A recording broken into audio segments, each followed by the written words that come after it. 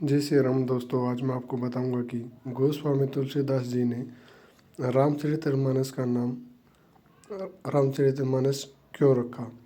तुलसीदास जी ने जब रामचरितमानस की रचना की तब उनसे किसी ने पूछा कि बाबा आपने इसका नाम रामायण क्यों नहीं रखा, क्योंकि इसका नाम रामायण ही है, बस आगे पीछे नाम लगा देते। वाल्मीकि रामायण आध्यात्मिक रामायण अपने रामचरितमानस ही क्यों नाम रखा। बाबा ने कहा क्योंकि रामायण और रामचरितमानस में एक बहुत बड़ा अंतर है।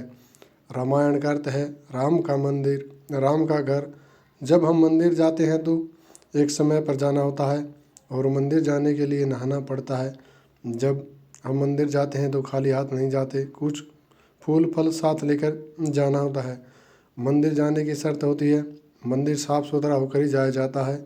और मानस अर्थात सरोवर, सरोवर में ऐसी कोई शर्त नहीं होती, समय की पाबंदी नहीं होती, जाति का भेद नहीं होता है कि केवल हिंदू ही सरोवर में स्नान कर सकता है। कोई भी हो, कैसा भी हो। और व्यक्ति जब मेला होता है, गंदा होता है, तभी सरोवर में स्नान करने जाता है। जिस प्रकार माँ की गोद में कभी भी कैसे भी बैठा जा सकता है। इसलिए जो शुद्ध हो चुके हैं वे रामायण में चले जाएं और जो शुद्ध होना चाहते हैं वे रामचरितमानस में आ जाए। राम कथा जीवन के दोष मिटाती है। रामचरितमानस अहिनामा सुनत सरवन पाई विश्रामा। रामचरितमानस जी ने जब यह किताब लिखी, जब ये शब्द लिखे तो आड़े में रामचरितमानस ऐसा नहीं लिखा, खड़े में लिखा रामचरितमानस।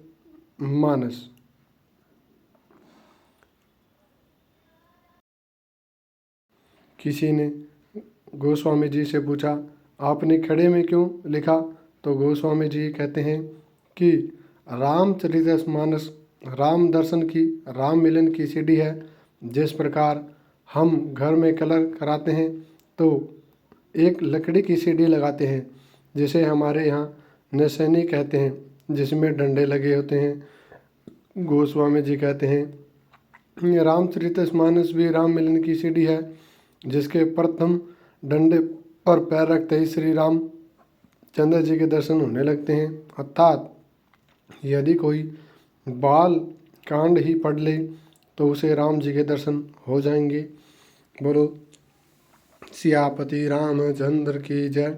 और वीडियो पसंद आई हो तो आपको चैनल को प्लीज़ लाइक, कमेंट, शेयर और सब्सक्राइब करें।